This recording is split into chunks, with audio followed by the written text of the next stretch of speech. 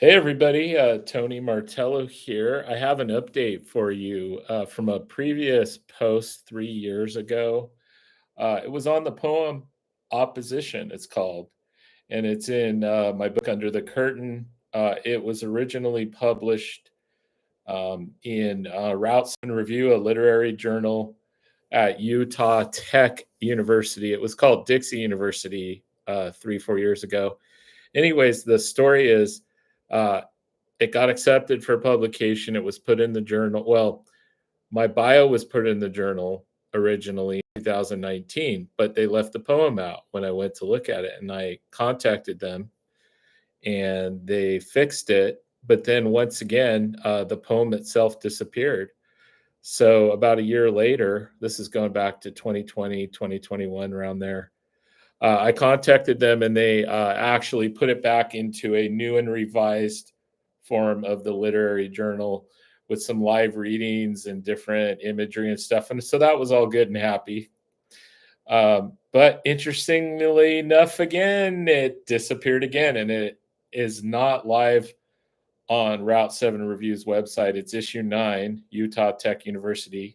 It's Route 7 Review Literary Journal issue 9. Try to click on it. It won't open. It's been very mysterious. So finally, long story short, yesterday I found out that the poem Opposition found another home, San Jose Public Library. So I got notice that they accepted it for publication in the short story dispenser with the company Short Edition.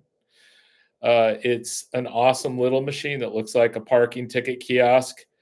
It prints out short stories and poems on a long receipt, kind of like a CVS receipt. So if you want to try to find it, it's actually by randomness, but I'm here just to update. When you're searching for the poem, it's by random. And so you hit a 1 button, 3 button, 5 button. You don't know what poem you're going to get, but at least it's in there. It's also on the website Short Edition. So if you want to find it digitally, you can find it on the Short Edition version in the San Jose Public Library. It's a portal. But I'm going to read it again just in honor of it being found. It's a quick poem. And here it is. Opposition. It is in opposition that I suspend between Helios and Jupiter, lying low in the solar dust, kicked up by Helios in her magnetic pulses, spat out and orbited around into a giant cinnamon twist to my back. The warmth of her slowly fades as she drops below blankets of stardust that cast a rosy light into the night, a fruitful spatial delight. As I lay back, Luna rises in white, then does her magic as she morphs into shades of yellow and gold. By the time she reaches the universal roof, she is transformed into a silvery strawberry pancake that you won't see at breakfast time. Natives from across the land gather crates and baskets weaved with straw.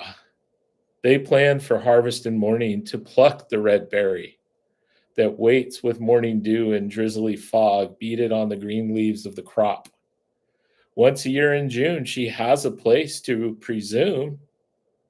She has a place in space to steal the light from other planetary delights. Even Jupiter in all his circular might entices her with layers of promise that Luna can't escape.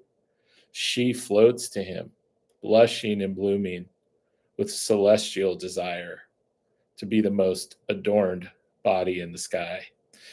Okay, so that's it. And I'm going to read the feedback that they gave me from this poem. The feedback from the San Jose Public Library reviewers and librarians that approved books and stories was the personification of the celestial bodies in the poem was very enjoyable to read. The observer watching this attraction unfold sets the tone and the mood for the poem. So that's just a little brief feedback. It finally found its place, I'm happy to say. So if you're ever in San Jose, go to one of two branches, the West Valley branch near Saratoga, West San Jose, What's the other one? I think the evergreen one, Village Branch Square.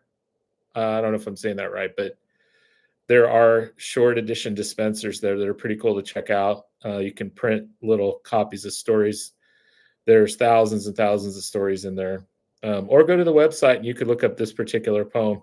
Thanks for listening. That probably concludes the story of the poem Opposition and how it's found another happy home to thrive in.